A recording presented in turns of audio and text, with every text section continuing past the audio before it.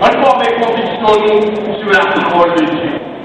La parole de Dieu enseigne-nous clairement que l'existence de Dieu n'est pas une hypothèse à démontrer, mais une vérité à croire. L'existence de Dieu n'est pas une hypothèse à démontrer, mais une vérité à croire.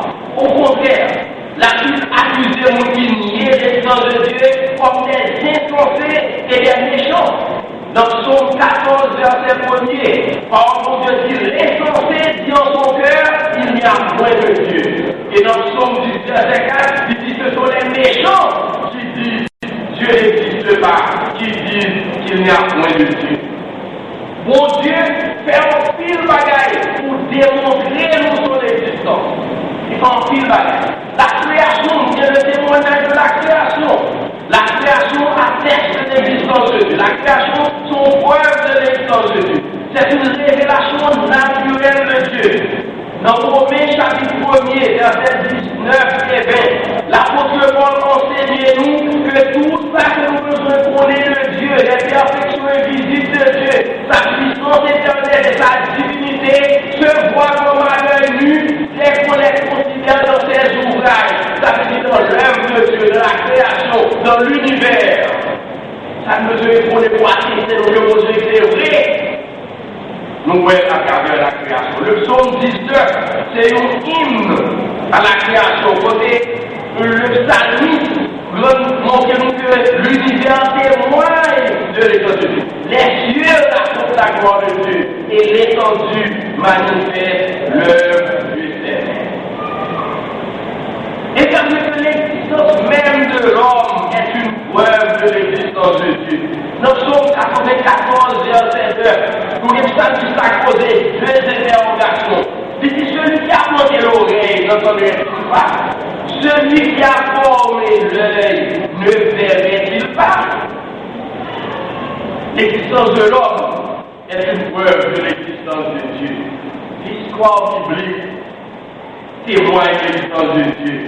Personne n'est pas capable de suivre le déroulement de l'histoire biblique sans arriver à la conviction que Dieu existe.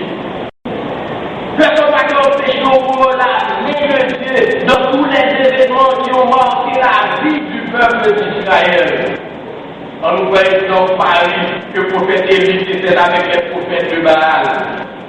Élie était une prière, lui demandait au Dieu pour agir de telle sorte que tout le peuple qui a observé et a réalisé que c'est l'Éternel qui est Dieu et qu'il n'y en a point d'autre. Le roi 18, verset 36. Et après l'intervention miraculeuse de Dieu, ce peuple a dit dans le roi 18, verset 39, c'est l'Éternel qui est Dieu. C'est l'Éternel qui est Dieu. Alors, événement ça n'est autre chose qu'une démonstration de l'existence de Dieu. L'expérience chrétienne, c'est un argument qui est plus fort concernant l'existence de Dieu.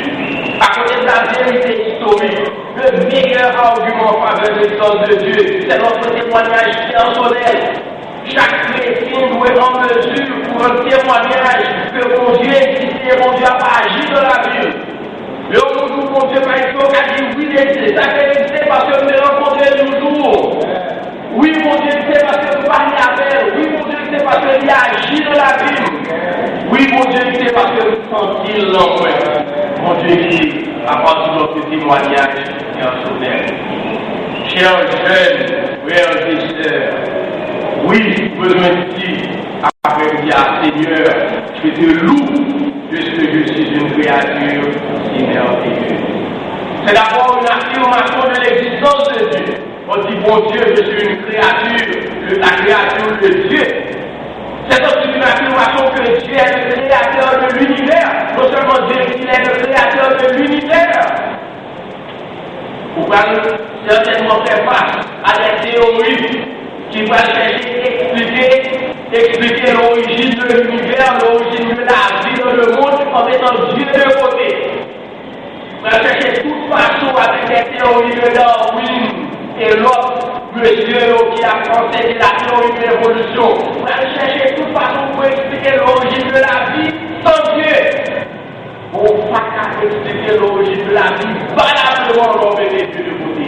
Parce que la Bible dit que c'est Dieu qui est la source de la vie. Il est le créateur de l'univers. Dit, faites-vous de ce que tu es une créature. Tu existes et nous t'a créé. Mais finalement, je suis dit de ce que tu es une créature qui merveilleuse.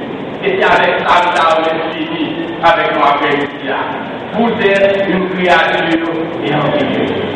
Pas seulement votre Dieu existé, pas seulement votre créature, mon Dieu, mais son créature merveilleuse. Pour son créature extraordinaire. En plus, fois, nous avons tendance pour nous dégrader pour tête nous. En plus, fois, nous avons tendance pour nous forcer par rien.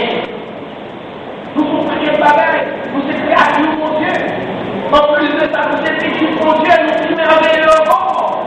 Nous sommes extraordinaires. Nous devons reconnaître que nous précieux. Nous précieux parce que mon Dieu crée nous, non seulement crée nous, mais mon Dieu mettez-nous dans un plan, qui mon plan merveilleux pour notre vie.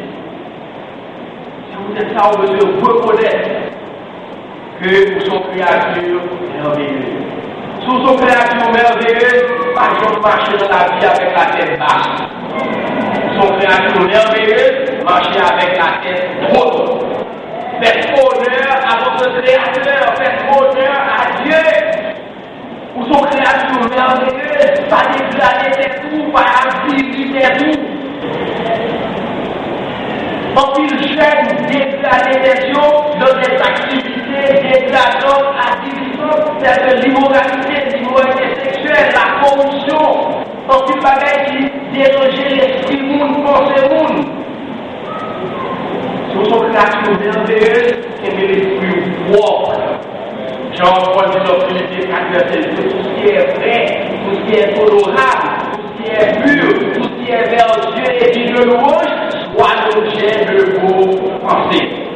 Évitez les souillures de cette société, parce que son créature merveilleuse. Vous reconnaissez que votre Dieu créé comme créature merveilleuse. Vous devez faire honneur à votre créateur. Vous devez faire honneur à Dieu. Alors, à chambre, mettez de côté cette réflexion. Seigneur, je te loue de ce que je suis une créature si merveilleuse. Que le Seigneur.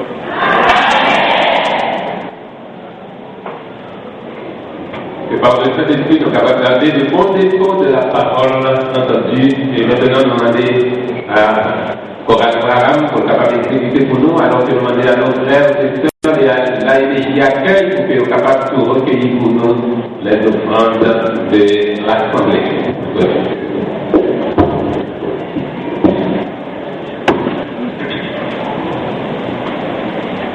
La chorale Abraham a été préparée pour qu'elle soit capable de chanter pour nous. Et